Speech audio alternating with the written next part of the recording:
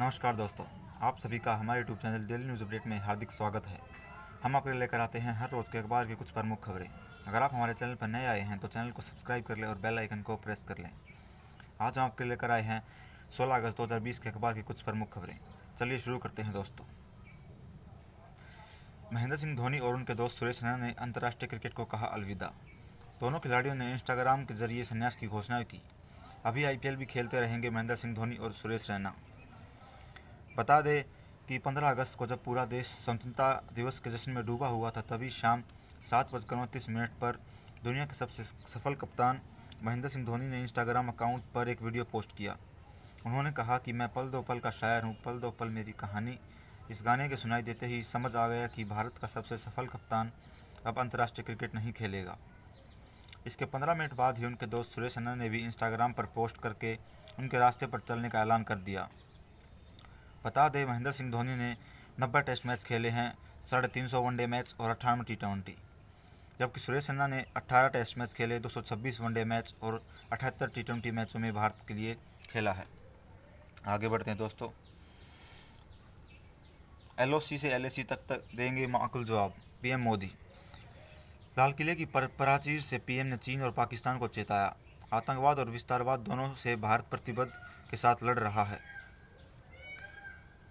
बता दें कि संबोधन में क्या कही है PM ने अहम बातें।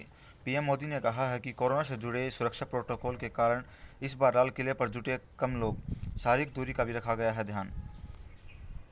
लाल किले से लगातार 7वीं बार राष्ट्र को संबोधन करने वाले पहले गैर कांग्रेसी PM बने मोदी।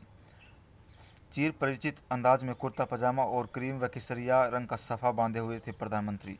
86 मिनट के अपने संबोधन में मोदी ने अब तक उठाए गए तमाम बड़े आर्थिक और सामाजिक सुधारों का किया था जिक्र। लद्दाख से पूरी दुनिया ने देखा है कि देश के क्या क्या कर सकते हैं हमारे वीर जवान।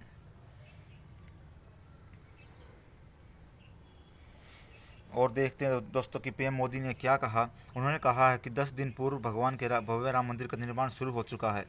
सदियों पुराने विषय का शांतिपूर्ण हल हो चुका है। और उन्होंने बताया है कि साल भर पहले जम्मू कश्मीर को अनुच्छेद 370 को भी आज़ादी मिली। यह साल जम्मू कश्मीर की एक नई विकास यात्रा का महत्वपूर्ण पड़ाव था।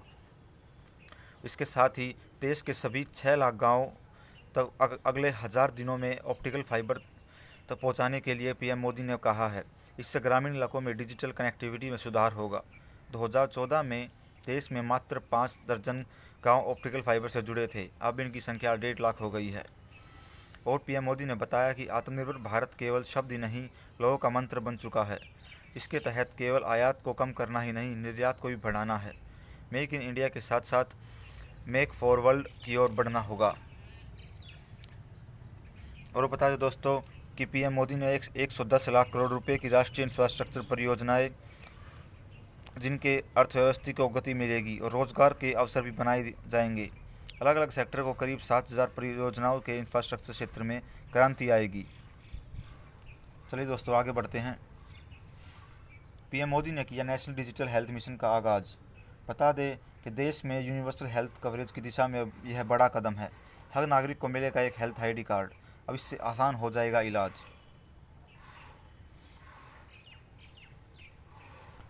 नेपाल बांग्लादेश से मिले सकारात्मक संकेत। नेपाल के प्रधानमंत्री KP शर्मा ओली ने PM मोदी को किया फ़ोन। बता दें, मानचित्र विवाद के बाद भारत नेपाल में पहली बार हुई है शीर्ष स्तरीय वार्ता। बांग्लादेश ने कहा कि रिश्तों को नई ऊंचाई पर देना, यह पूरा श्रेय मोदी को। सबसे ऊंचे युद्ध क्षेत्र में भारत माता की जय और वंदे मातरम की रही गूंज। बता दें, स्वतंत्रता दिवस के अवसर पर शनिवार को लद्दाख में ITBP के जवानों ने पेंगोंग झील के तट पर भारत माता की जय के उद्घोष के साथ तिरंगा फहराया। ऑडिट से दिल्ली विश्वविद्यालय को डरने की जरूरत नहीं है, दिल्ली सरकार का बयान। दिल्ली सरकार ने 7 कॉलेजों की वित्त लेख परीक्षा कराने का आदेश दिया है। इनमें 6 कॉलेज पूरी तरह से दिल्ली सरकार के वित्त पोषित है, जबकि एक कॉलेज में दिल्ली सरकार 5% वित्त मदद देती है। सरकार का कहना है कि पिछले काफ़ी समय से दिल्ली विश्वविद्यालय के कई कॉलेज में वित्तीय अनियमितताएं होने की शिकायत मिल रही है। पूरी तरह आश्वस्त होने के बाद ही खोलेंगे स्कूल। मुख्यमंत्री अरविंद केजरीवाल बोले कि बच्चों की सुरक्षा और स्वास्थ्य हमारे लिए है महत्वपूर्ण। स्वतंत्रता दिवस समारोह में 7 कोरोना योद्धाओं को किया सम्मानित। 74वें स्वतंत्रता दिवस के अवसर पर दिल्ली के मुख्यमंत्री अरविंद केजरीवाल ने शनिवार को कहा कि कोरोना के खात्मे को लेकर जब तक पूरी तरह आश्वस्त नहीं हो जाएंगे, दिल्ली में स्कूल नहीं खोलेंगे। बच्चों की सुरक्षा और उनके लिए बहुत महत्वपूर्ण है जितने उनके अभिभावकों के लिए है।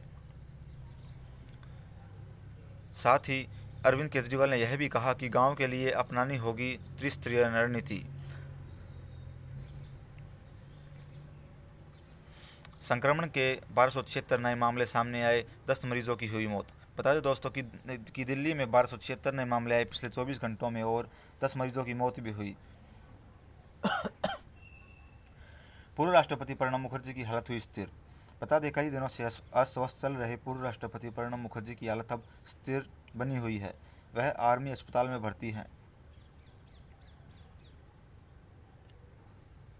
एम्स में इस साल के अंत तक सर्जरी ब्लॉक होगा शुरू। बता दें संस्थान के निदेशक डॉक्टर रणदीप गुलेरिया ने दी जानकारी। सर्जरी ब्लॉक में 200 बेड की सुविधा होगी। इसमें 12 ऑपरेशन थिएटर भी होंगे। पतंगबाजों की लापरवाही से गुल हुई बिजली। बता दें बिजली वितरण कंपनियां द्वारा जागरूकता अभियान चलाने के बावजूद लोग बिजली लाइन व उपकरणों के आसपास पतंगबाजी करने से बाज नहीं आ रहे। सबसे ज़्यादा परेशानी यमुना पार्क इलाके में हुई। पतंगबाजी से कई स्थानों पर बिजली लाइन ट्रिप हुई, जिससे बिजली आपूर्ति में बाधा आ गई। दिल्ली पुलिस ने मेरठ में छापेमारी कर अवैध हथियार की फैक्ट्री पर किया पर्दाफाश। दिसंबर के अंत तक चालू हो सकता है दिल्ली मेरठ एक्सप्रेसवे। बता दें भारतीय राष्ट्रीय राजमार्ग प्राधिकरण द्वारा बनाई जा रही दिल्ली मेरठ एक्सप्रेसवे पर दिसंबर के अंत तक वाहन दौड़ने लगेंगे। एनएचआई का दावा है कि साल के अंत तक प्रोजेक्ट के शेष बचे 2 चरणों का काम भी पूरा कर लिया जाएगा। दिल्ली में निजामुद्दीन रेलवे स्टेशन से 2 फर्जी टिकट परीक्षक किए गए गिरफ्तार। बता दें रेलवे पुलिस ने हजरत निजामुद्दीन रेलवे स्टेशन से 2 फर्जी टिकट परीक्षक टीसी को गिरफ्तार किया है। उनकी पहचान मार्तंड रूपकांबले और ओंकर बैरागी बाघमोड़े के रूप में हुई। दोनों रायगढ़ और महाराष्ट्र में रहने वाले हैं। उनके पास रेलवे के 2 फर्जी पहचान पत्र बरामद हुए। वह खुद को टीसी बताकर ट्रेन में मुफ्त में यात्रा करते थे। मोदी ने लाल किले से किया मेक फॉर वर्ल्ड का लक्ष्य। कहा आत्मनिर्भर भारत शब्द नहीं 130 करोड़ देशवासियों के लिए है मंत्र। लाल किले में इस बार नहीं थे बच्चे, पीएम को आई बच्चों की याद। पीएम ने कहा कच्चा माल भेजकर तैयार माल आयात करने का खेल अब नहीं चलेगा। सैनिटरी नैपकिन की चर्चा करने के लिए ट्विटर पर हुई प्रधानमंत्री की प्रशंसा। चलिए दोस्तों आगे बढ़ते हैं। आयुष्मान भारत की तर्ज पर ही होगा नेशनल डिजिटल हेल्थ मिशन। बता दें डिजी डॉक्टर के माध्यम से बेहतर डॉक्टर से संपर्क कर सकेंगे मरीज।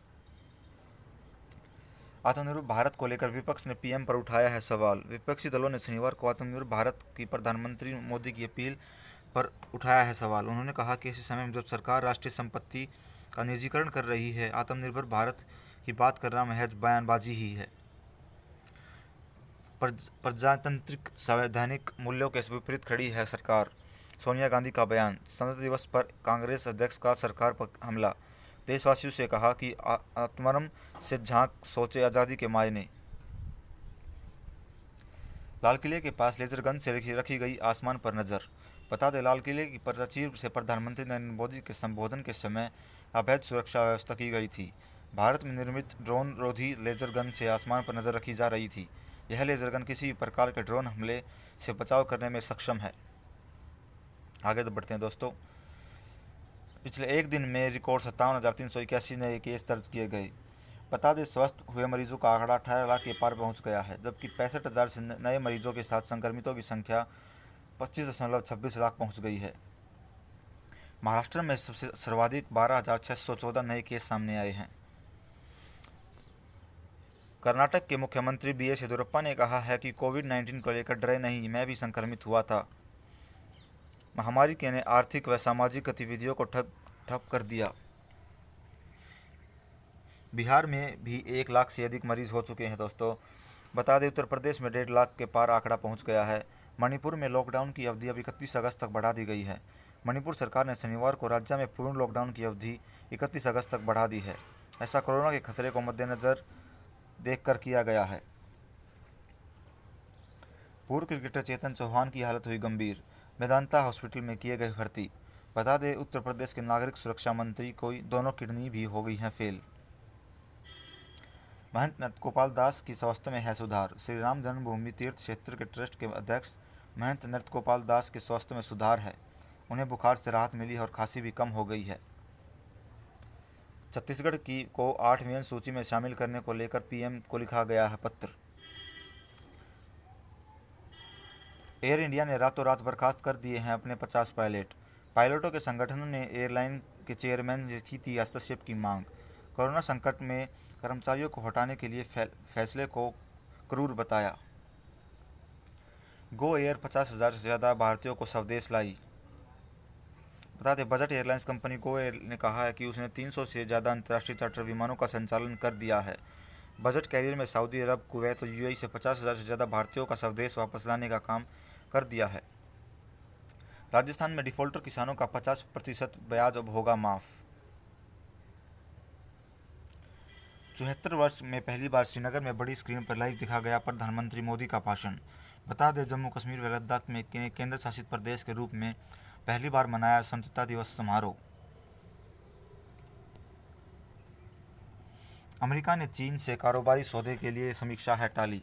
अमेरिका और चीन ने कारोबारी सौदे के पहले चरण की समीक्षा फिलहाल टाल दी है। यह समीक्षा शनिवार को होनी थी।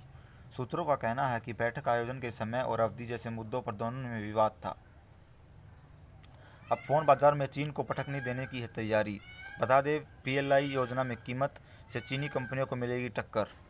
सितंबर तक लॉन्च हो सकेगी देशी स्मार्टफोन कंपनियां। सुशांत के योगदान को कैलिफोर्निया स्टेट असेंबली ने किया सलाम। बता दें कैलिफोर्निया स्टेट असेंबली ने दिवंगत अभिनेता सुशांत सिंह राजपूत को सम्मानित किया है। उन्हें यह सम्मान भारतीय सिनेमा और संस्कृति में योगदान के लिए दिया गया। बता दें सुशांत का शव 14 जून को मुंबई के उपनगर बांद्रा स्थित घर में फंदे से लटका मिला था।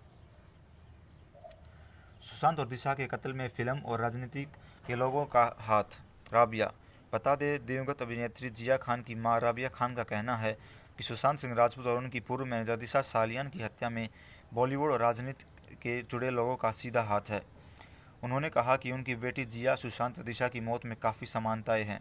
तीनों की हत्या एक ही क्राइम सिंडिकेट ने की है। सुशांत की पूर्व गर्लफ्रेंड अंकिता लोखंडे ने कहा कि अपने फ्लैट की किस्त मैं खुद ही भरती हूँ। सोना तस्करी मामले में सीएमओ ने के पूर्व प्रधान सचिव से की गई पूछताछ। बता दें केरल सोना तस्करी मामले में परिवर्तन निदेशालय ईडी ने शनिवार को मुख्यमंत्री कार्यालय के पूर्व प्रधान सचिव एम शिवशंकर से पूछताछ की। इससे पहले ईडी ने उनसे तिरुवनंतपुरम स्थित आवास पर भी पूछताछ की थी। राष्ट्रीय जांच एजेंसी एनआईए भी उनसे 3 बार पूछताछ कर चुकी है।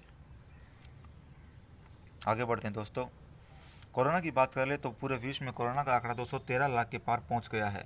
भारत में कोरोना का आंकड़ा 25.30 लाख है, जिसमें से 6.71 लाख लोग अभी भी कोरोना से संक्रमित हैं। 18.10 लाख लोग कोरोना से ठीक होकर अपने घर लौट गए हैं, जबकि 49,171 लोगों की मृत्यु हो गई है।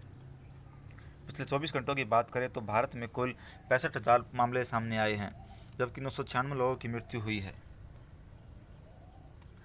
ईरान पर हथियार प्रतिबंध बढ़ाने को अमेरिका का प्रस्ताव किया गया खारिज। बता दें 15 सदस्यीय सुरक्षा परिषद में ट्रंप प्रशासन को मिला था सिर्फ डोमिनिक गणराज्य का साथ। चीन, रूस ने प्रस्ताव का विरोध किया। फ्रांस, जर्मनी व ब्रिटेन सहित 11 सदस्य वोटिंग के दौरान रहे थे अनुपस्थित। ईरानी राष्ट्रपति बोले इजरायल से करार कर यूएई ने की भारी गलती। आगे बढ़ते हैं। टिकटॉक पर अमेरिकी कारोबार बेचने के लिए ट्रंप ने दिए 90 दिन। बता दें अमेरिकी राष्ट्रपति डोनाल्ड ट्रंप ने चीनी ऐप टिकटॉक की मूल कंपनी बिटडांस को अमेरिका में अपनी संपत्ति बेचने के लिए 90 दिन का वक्त दे दिया है। डोनाल्ड ट्रंप ने कहा है कि मेरे पास हैरिस से ज़्यादा भारतीयों का है समर्थन। म्यांमार में भी आतंकियों को प्रशिक्षण दे रही है आईएसआई। बता दें सीमा पर आतंकवाद के जरिए अस्थिरता फैलाने का है मकसद। कल नई कपोले फूटेंगी, कल नए फल मुस्कुराएंगे। बता दें युवाओं का रास्ता नहीं रोकना चाहते थे महेंद्र सिंह धोनी। टी20 विश्व कप के लिए टालने के लिए लिया यह फैसला। दोस्तों बता दें कि महेंद्र सिंह धोनी ने कल संन्यास की घोषणा कर दी है। बता दें 3 आईसीसी ट्रॉफी जीतने वाले दुनिया के एकमात्र कप्तान हैं महेंद्र सिंह धोनी। उन्होंने 2007 में T20 विश्व कप, 2011 में वनडे विश्व और 2013 में चैंपियंस ट्रॉफी जीती। 23 दिसंबर 2004 को अपने पहले वनडे मैच में रन आउट हुए थे महेंद्र सिंह धोनी और 10 जुलाई 2019 को अपने कैरियर के आखिरी वनडे मैच में भी रन आउट हुए महेंद्र सिंह धोनी। 157वें नंबर वह भारतीय वनडे क्रिकेटर बने। उन्होंने बांग्लादेश के खिलाफ अपना चटगांव में पहला वनडे खेला। 183 रन की पारी धोनी के वनडे में श्रीलंका के खिलाफ खेली। वह आज भी किसी भी विकेटकीपर की एक दिवसीय मुकाबले में सर्वोच्च व्यक्तिगत स्कोर है। 2005 में धोनी ने श्रीलंका के खिलाफ पहला टेस्ट भी खेला और भारत के 291वें टेस्ट क्रिकेटर बने। फैसलाबाद में पाकिस्तान के खिलाफ उनके 148 रन भी बनाए थे। वहीं वनडे में उनके पहले शतक में उन्होंने वही स्कोर किया। भारत के सबसे बड़े कप्तान भी बने महेंद्र सिंह धोनी। आगे बढ़ते हैं दोस्तों। महेंद्र सिंह धोनी के संन्यास लेते ही थोड़ी देर बाद सुरेश रैना ने भी ट्वीट के जरिए अपने संन्यास की घोषणा कर दी। बता दें क्रिकेट के जय वीरू ने एक साथ लिया संन्यास। 3 साल और क्रिकेट खेलना चाहते हैं सुरेश रैना। 10 अगस्त को मेरी और सुरेश रैना की मुलाकात गाजियाबाद के मोर्टार में आरपीएल स्पोर्ट्स ग्राउंड में हुई थी। वह आईपीएल के लिए नहीं बल्कि 2020, 21 और 22 T20 विश्व कप के लिए खुद को तैयार कर रहे थे। चेन्नई जाने से पहले उन्होंने इसको लेकर परिवार से कोई बात नहीं की। शनिवार दोपहर 12 बजे उनके परिवार से कुछ सदस्यों से बात हुई लेकिन उन्होंने इसके बारे में नहीं बताया। शाम को धोनी ने संन्यास लेने के 15 मिनट के अंदर ही उन्होंने भी संन्यास लेने की घोषणा कर दी। बता दें कि धोनी और रैना की दोस्ती जय वीरू वाली है। वह साथ खेले और साथ अंतर्राष्ट्रीय क्रिकेट में रिटायर हो गए। अब दोनों साथ ही सीएसके के लिए आईपीएल खेलते भी नजर आएंगे। आगे बढ़ते हैं दोस्तों। लॉकडाउन में बढ़ेगी मोटापे की समस्या। बता दें कोपेनहेगन विवि के शोधकर्ताओं ने अध्ययन कर आधार पर किया दावा। भावनात्मक तनाव और आर्थिक चिंता का भी शिकार होंगे लोग। कोरोना महामारी पर अंकुश लगाने के लिए दुनिया भर में कई देशों में लॉकडाउन के विकल्प पर अपनाया गया। अब यह अध्ययन शोधकर्ताओं ने दावा किया है कि इसे लॉकडाउन के कारण मोटापा महामारी का रूप ले सकता है। रूस ने वैक्सीन की पहली खेप कर ली है तैयार। पुतिन ने 12 अगस्त को वैक्सीन विकसित करने का किया था ऐलान। वैज्ञानिकों ने वैक्सीन की सुरक्षा को लेकर जताई है आशंका। बता दें हृदय रोगियों के लिए घातक हो सकता है कोरोना संक्रमण। सामान्य लोगों की तुलना में पहले से बीमारी से जूझ रहे व्यक्तियों के लिए कोरोना वायरस ज़्यादा घातक साबित हो सकता है। अब बड़े पैमाने पर किए गए अध्ययन में पाया गया कि हृदय संबंधी समस्याओं के पीड़ित लोगों के लिए कोरोना संक्रमण खतरनाक साबित हो सकता है। एप्सिलिन नाम की दवा को कोरोना के इलाज के लिए कारगर पाया गया। साइंस एंड जर्नल में प्रकाशित अध्ययन की गई जानकारी। कई क्लिनिकल ट्रायल में सुरक्षित पाई गई है यह दवा। बिग बॉस के प्रोमो में पोंछा लगाते नजर आए सलमान खान। कोरोना काल के दौरान वर्क फ्रॉम होम सिस्टम में हिंदी सिनेमा के सितारे भी अछूते नहीं रहे हैं। वर्क फ्रॉम होम के दौरान अपने पेशेवर कामों को करते हुए सितारों ने झाड़ू लगाने के लिए बर्तन धोने तक अपने काम घरों में स्वयं ही किए हैं। घरों में काम करने और वर्क फ्रॉम होम सिस्टम का प्रभावी रियलिटी शो बिग बॉस में आगामी 14वें सीजन में देखने को मिल सकता है। दरअसल हाल ही में बिग बॉस के 14 के दूसरे प्रोमो में पहला लुक जारी कर दिया है। इसमें सलमान खान बिग बॉस के घर में पोछा लगाते नजर आ रहे हैं। संजय दत्त की फिल्मों की शूटिंग हुई पूरी, डबिंग है बाकी। संजय दत्त ने हाल ही में स्वास्थ्य कारणों से काम से ब्रेक लेने की घोषणा कर इंस्टाग्राम पर की थी। पिछले 2 वर्षों के दौरान संजय अपनी फिल्मों की शूटिंग में खासे व्यस्त रहे।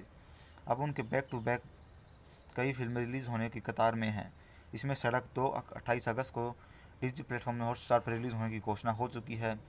इसके बाद भूज द प्राइड ऑफ इंडिया को भी डिजिटल प्लेटफॉर्म पर रिलीज़ किया जाएगा। हालांकि इसमें संजय की डबिंग अभी बाकी है। इसके अलावा KGF 2 में वह खलनायक अधीर की भूमिका में भी नजर आएंगे। यह वर्ष 2018 में आई कन्नड़ फिल्म KGF का सीक्वल है। आज के लिए बस इतना ही। आपका दिन शुभ हो। धन्यवाद। अगर आपको हमारा काम पसंद आया तो वीडियो को लाइक करें, शेयर करें और चैनल को सब्सक्राइब कर लें।